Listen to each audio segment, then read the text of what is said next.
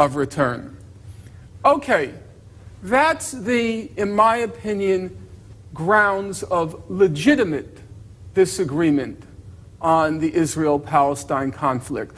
The moral and the political dimensions of it are there are bases for disagreeing, even among those who count themselves, if I can use an old-fashioned word, even among those who count themselves as comrades. There still can be real disagreement about the conflict. What I want to focus on this evening, however, is what I consider to be the altogether illegitimate grounds for disagreement and controversy surrounding the Israel-Palestine conflict. And I'm going to focus on look at three areas where I think the discussion is totally illegitimate. It's a diversion and a purposeful sowing of confusion about the conflict. The first area is what I would call the mystifying of the Israel-Palestine conflict, the constant invocation of claims about biblical enmities between Arabs and Jews, or ancient hatreds between Arabs and Jews, or more popularly today, the claims about a conflict of civilizations, which is at the core of the Israel-Palestine or Islamic Western conflict. Or sometimes another version of this is to claim that the Israel-Palestine conflict is sui generis, the fancy term for it's unique and can't be compared to any other kind of conflict. To my thinking, as I said a moment ago, the purpose of invoking all of these concepts of biblical hatreds, ancient enmities, and so forth is to sow confusion and to act as a diversion. The roots of the Israel-Palestine conflict are not complicated at all. The indigenous population of Palestine feared, rightly as it turned out, that the success of Zionism would be at their expense. It's not complicated. The Israeli historian Benny Morris, who I mentioned earlier, although now very far on the right wing on the Israeli political spectrum, in his larger history of the Israel-Palestine conflict, entitled Righteous Victims, he writes at one point, the fear of territorial dispossession and displacement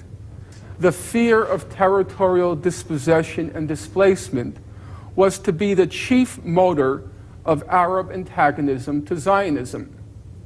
Now, for most of you, that may sound like an unexceptional phrase, but I remember when reading the book, it kind of leapt off the pages for me. Why? Notice what Morris doesn't say. He doesn't mention anything about anti-Semitism, biblical hatreds, clashes of civilization. The reason the Palestinians resisted was for the very simple reason that they understood that the consequence of Zionism succeeding would be their displacement and dispossession. In fact, the records now make fairly clear, for those who care to see the reality, that at least from the 1930s and probably much earlier, the Zionist movement was committed to what was called the expulsion of, not what was called back then, the transfer of the Arabs from Palestine. The only question that concerned them was to get the timing right, to strike while the iron is hot. But the record is, I think, unambiguously clear that all the leading lights of the Zionist movement, whether David Ben-Gurion or what was called, or the person who was called the conscience of the labor movement in Palestine, namely Burl Katznelson, they all favored the expulsion of the Arabs from Palestine. And whether because they knew the secret records or because they understood it intuitively, the Palestinians resisted. What's odd about this whole topic, this invocation of these cosmic explanations for the Israel-Palestine conflict, what's odd is in no other conflict would these sorts of cosmic explanations ever even enter into the discussion. Let's take an obvious case, the obvious comparison. let's take the case of North America. Now, it's true for those who aren't suffering from political correctness that not only did the Native Americans resist the Euro-American encroachments in North America, but they resisted very brutally and savagely. Not to say the Euro-Americans weren't brutal and savage as well, but we shouldn't deny that the resistance was brutal and savage. The Native Americans targeted women, children, civilians. It was a very ugly scene. Now, imagine if a historian wanting to explain why the Native Americans resisted, indeed resisted brutally and savagely. Imagine if a historian were to say that the Native Americans were resisting because of anti-Europeanism or anti-whiteism or anti-Christianism, or there was a clash of civilizations. Well, as some of you are now doing right now, you would just laugh. Why do you have to drag in these cosmic explanations when there's one staring you right in the face? They resisted because, exactly as the Palestinians, to paraphrase Benny Morris, they feared territorial dispossession and displacement. And exactly as the Palestinians, their fears were very well grounded. That's the first kind of illegitimate, as I say, area of disagreement. The second one bears on the introductory remarks to my talk this evening, namely the dragging in of the Nazi Holocaust and what's now called the new anti-Semitism as a kind of grounds for justifying what Israel is doing. The Holocaust industry emerges soon after the June 1967 war, and it coincides exactly with the American Jewish discovery and thraldom to the state of Israel. The main dogmas of the Holocaust industry, or what came to be called the Holocaust, with a uppercase T and an uppercase H. The main dogmas of the Holocaust industry, familiar I'm sure to everyone in this room, were that Jewish suffering was unique during the Nazi Holocaust, and what followed from that, if Jews suffered uniquely, therefore Jews are entitled to special moral dispensations. That if Jews commit crimes or human rights violations, they have to be taken with a shaker of salt, because after all, the Jews have suffered uniquely in history. The second dogma of the Holocaust industry was that the Holocaust marked the climax of a millennial Gentile anti-Semitism.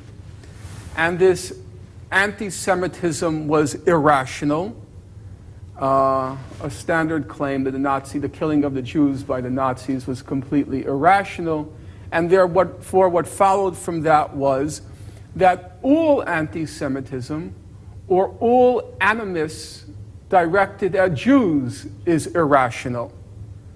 And the not so subtle political subtext was Jews can never be held accountable for the animus directed against them. It has to be from some sort of irrational Gentile hatred of the Jews. It can't be because of the actions of Jews themselves. Those two dogmas, the uniqueness dogma and the dogma of irrational anti-Semitism, were then put to work in justifying both the crimes committed by Israel against the Palestinians, but not only the Palestinians, and also the animus directed against Israel for the crimes that it was committing.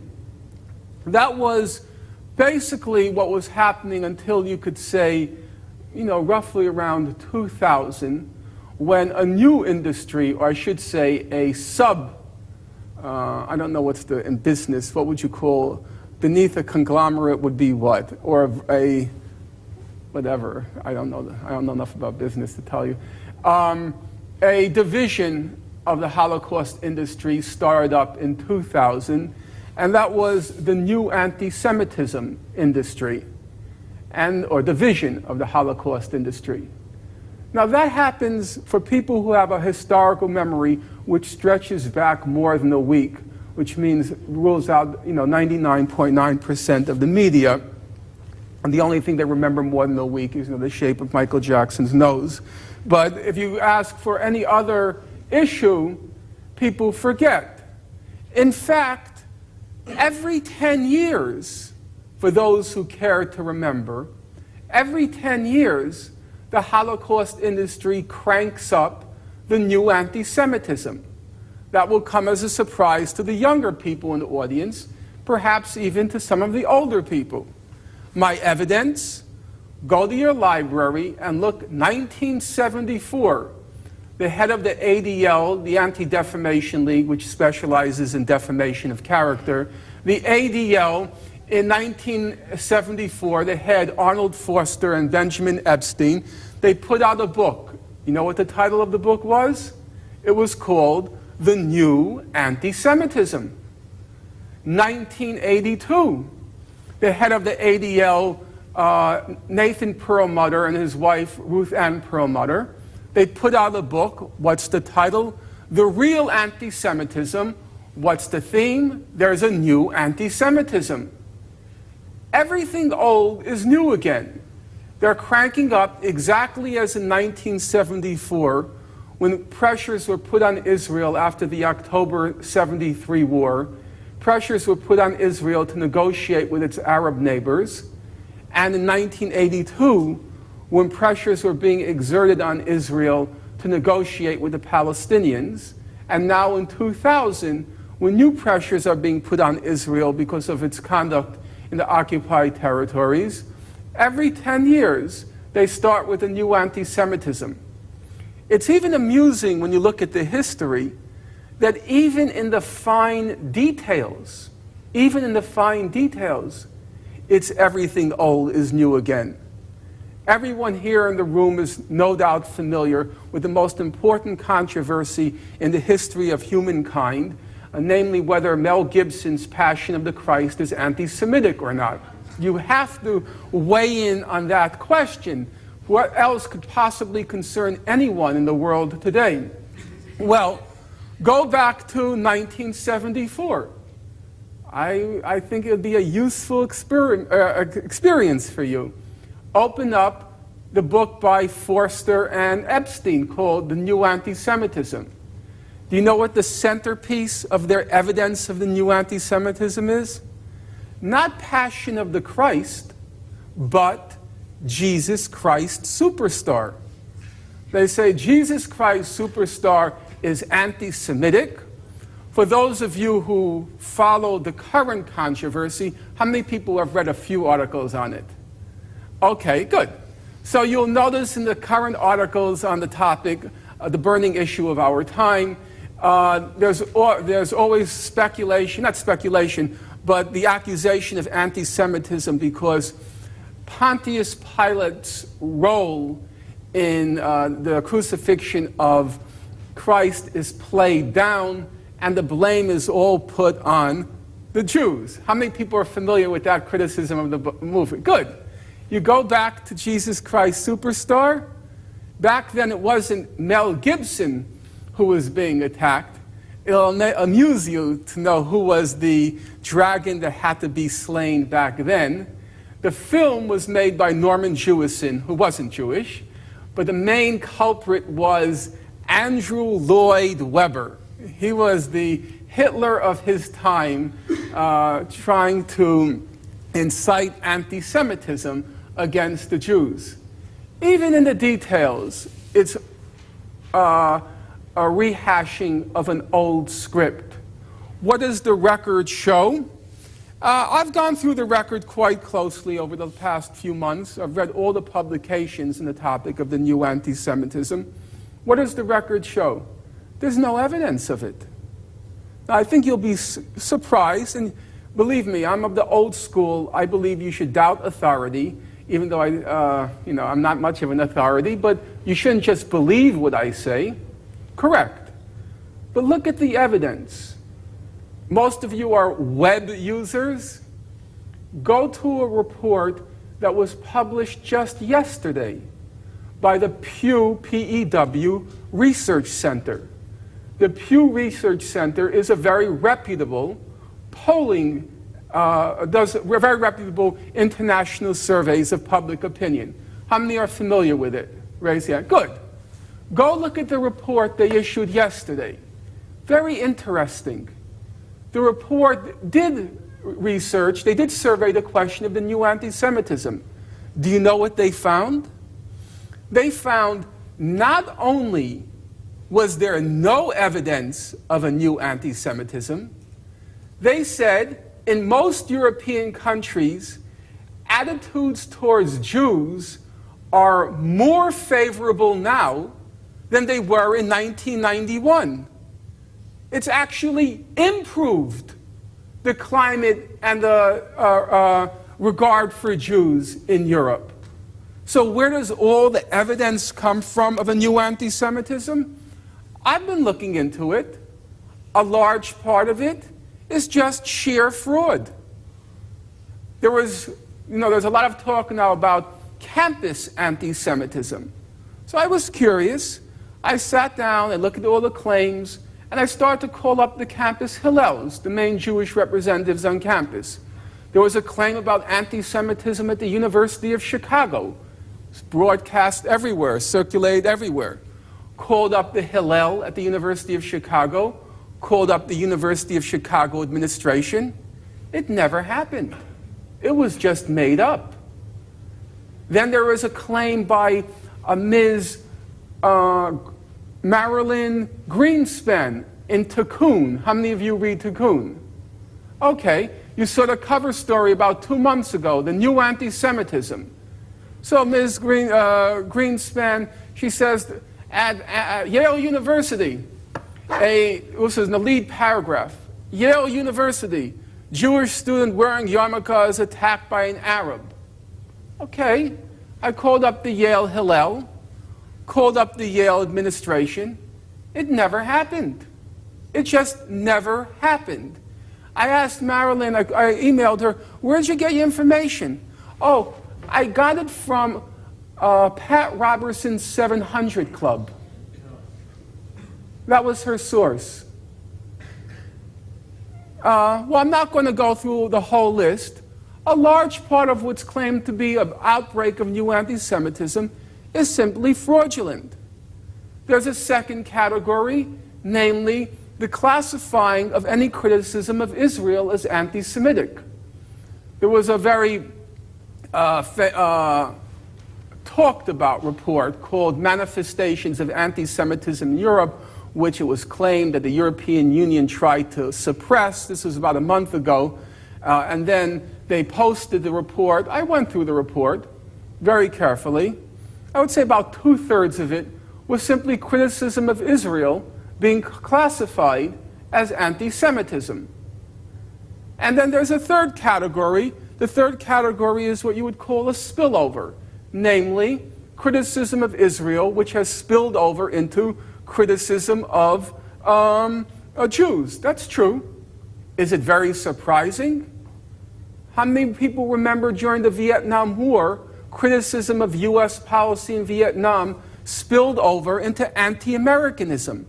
Is that such a shock? German criticism of what Germans did allegedly during World War I, and factually during World War II, that criticism of Germany turned into anti-Germanism. So is it really a shock when criticism of Israel, which calls itself a Jewish state, which defines itself as a Jewish state, and which all leading Jewish organizations embrace, support, and abet as a Jewish state, is it really such a surprise if criticism of Israel should spill over to criticism of Jews? That's not to make an apology.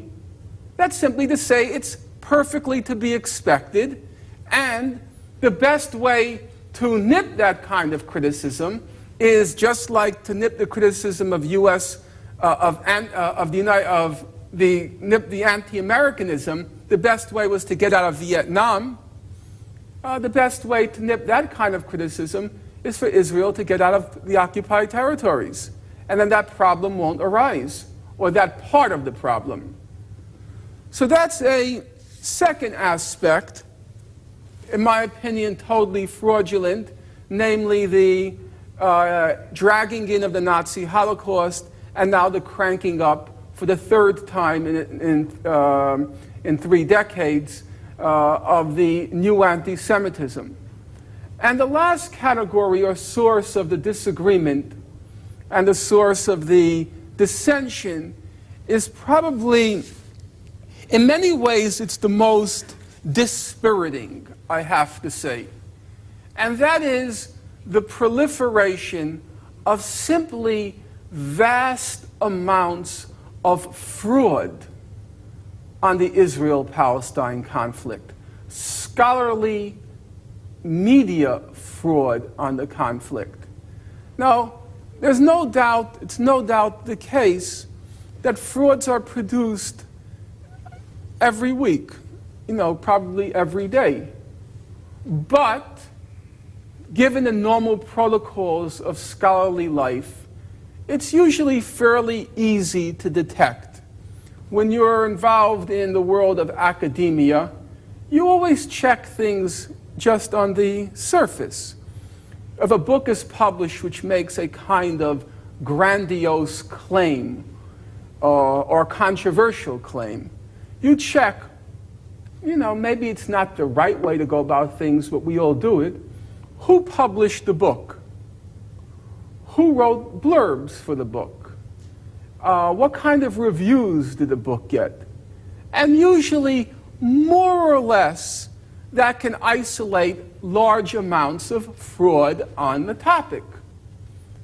But when you come to the Israel-Palestine conflict, a real problem emerges, because the fraud, the concoctions, the conjurings, they appear not in vanity presses, not in marginal presses, they appear in mainstream presses.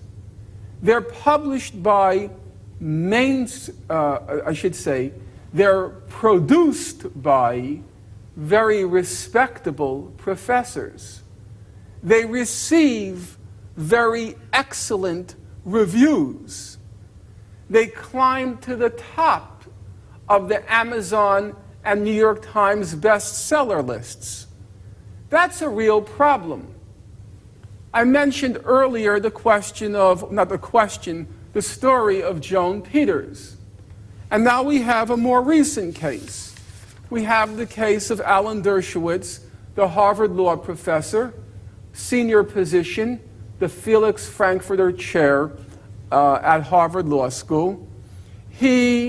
A book is put out with his name affixed to it. It's called The Case for Israel. Now, the book is a flat-out fraud. I don't think he wrote the book, and I've told him so. And before we debated, I very much doubt he had read the book. No, I do think that literally. No, I don't mean that as a joke. The evidence was very clear from the debate. He had no idea what was in the book. He hadn't the vaguest idea what was in the book. Large parts of the book, large parts of it, are plagiarized, which, for those in the academic life, is considered the cardinal sin. In academia, you can say anything so long as you can footnote it. But, if you, no, really, the world is flat, you footnote, flat earth society, okay, fine. But to plagiarize, that is a cardinal sin. It's the cardinal sin. As, you don't have to be in academia. Anyone who's gone through college knows that. Now, it's not bad enough, or it's bad enough, that Dershowitz plagiarized. I can't get too, I'm a leftist, and I don't get too excited about plagiarism, I have to admit it. Pete Seeger, most of you know, the folk singer, his father, Charles Seeger, was a famous musicologist, and his father, Charles Seeger, he once said that he was asked about plagiarism, and his father said, plagiarism is basic to all culture. And I've sort of carried that with me. There's a large element of truth to that. So I don't get too excited about the plagiarism issue. All right, Alan Dershowitz plagiarized. It's funny. But what is dispiriting, I shouldn't say dispiriting, kind of shocking, let's not use euphemism, he plagiarized from a hoax. He plagiarized from Joan Peters's From Time Immemorial. He knew it was a hoax. He knew the book was a fraud. And yet, the first 2 chapters are lifted practically whole cloth from Peters's From Time Immemorial. Large parts of the book are just filled with gross misrepresentations of the sources cited. And then there are large parts of the book which are literally, now I'm trying to be literal, not hyperbolic, not metaphorical, and certainly not poetic. He literally makes things up. Now that, I have to tell you, kind of shocked me. It did. I have credit for exposing a large number of shoddy historical works, ranging from the shoddy to the fraudulent, or let's say from the fraudulent to the shoddy. We'll call fraudulent the Joan Peters's From Time Immemorial. We'll call the shoddy Daniel Goldhagen's Hitler's Willing Executioners. But even if you go to the fraudulent end of the spectrum, Peter's doctor's documents, she puts ellipses in places where you shouldn't be putting ellipses, that sort of thing. But Dershowitz simply conjures things up from thin air. I'll give you one example. There was a famous case in 1995 of a Palestinian who was shaken to death while in detention. And nobody disputed the facts. The Israeli pathologist's office, the forensic pathologists who were brought into the case, eventually it went to the Israeli High Court of Justice. They all agreed. And I'm quoting now from the High Court of Justice judgment. All agree that Harazat died from the shaking. You go to Dershowitz's book, he discusses the case, and he says, quote, an independent inquiry found that he didn't die from the shaking, but from a previous illness. That was just made up. Now, that was literally made up. All sorts of things are just made up in the book. I can't give you all the examples now, and I'm not trying to promote it because it won't be out for a long time, but I'm writing a book on Mr. Dershowitz. But it was kind of shocking. The shocking part is not only the sheer fraud, not only the dimensions of the fraud, but a certain part of what I've spoken to you today, I've said to you today.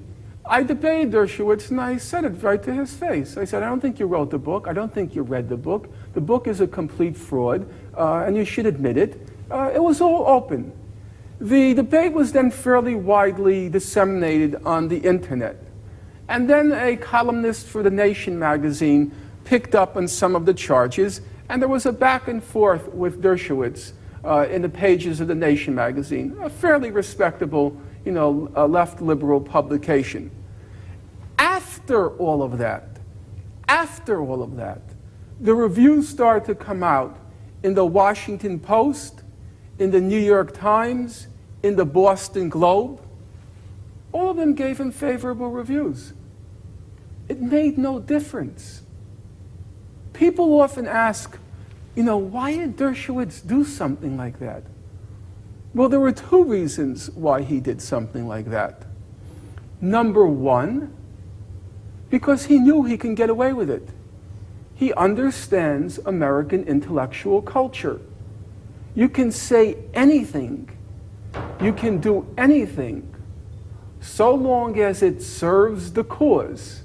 It's the old Communist Party mentality. If it serves the cause, even if it's not true, it's true. That's the cause. I remember very vividly during the war in Vietnam, or I should say in its aftermath, I got to know quite well a higher up member of the National Liberation Front of South Vietnam. He became a friend of mine, or I should say he became a mentor to me. And at that time, this is a long time ago, it was at the time of, it was 1978, 79. There was some controversy then about whether Anne Frank had actually written the diary or whether her father had written it after the war. And I remember talking to him about it, and I never forgot, he said to me, quote, "Even if she didn't write it, she wrote it." And that stood in my mind because it represented the kind of mindset. It was the Communist Party, the Stalinist mindset. Even if she didn't write it, she wrote it. I assume everyone knows what he meant. That because it said the right thing, even if she didn't write it, she wrote it, because it served the cause. And that's the Dershowitzes and all of his community. Even if it's a lie, even if it's plagiarized, even if it's a fraud, it serves the bigger cause, so it's a good book. That was the first reason Dershowitz did it, because he has an excellent understanding of the shyster world of academia and the media. A shyster knows a shyster. And the second reason is what's most notable about the book, to my thinking. If you look at it, about 3/4 is given over to discussing human rights issues, house demolitions, torture, so on and so forth. About 3/4 is given over to discussing it. And if you look at the footnotes for the book, he never once, I mean literally not once, mentions any mainstream human rights organization. Never a mention of Amnesty's findings, never a mention of Human Rights Watch's findings, never a mention of B'Tselem's findings, Public Committee Against Torture, Physicians for Human Rights, none. So people ask me, why do you think Dershowitz did that? Why does he, lie? Why did he make up all that stuff? He has such vast resources. Why didn't he just use fact checkers and get it right? Why did he expose himself? Part of the reason I've already suggested. But the other part of the reason is equally interesting. The reason he didn't use any mainstream sources is because he couldn't. Because the mainstream sources simply don't support the claims in the book.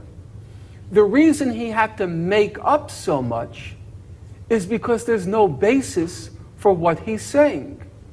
If he hadn't made up so much, if he did use mainstream sources, the book couldn't have been called The Case for Israel. It would have to have been called The Case for Palestine. That was the problem he confronted. Needless to say, as I said a moment ago, it didn't affect his reputation at all, didn't affect the book. I check the Amazon list out of curiosity every few days. He's always in the double or the triple digits. This is now, for 4 months, which means it's quite a huge bestseller. And that's a real problem. That's a plague. I think those are, to my thinking, the main sources, illegitimate sources of dissent and disagreement around the Israel-Palestine conflict, the invocation of totally irrelevant issues like clashes of civilization, the dragging in of the Nazi Holocaust, the exploitation of the Nazi Holocaust, the conjuring up of a new anti-Semitism, and finally, that vast proliferation under, and that's the crucial point, under the most respectable of auspices, the vast proliferation of sheer nonsense on the topic. Okay,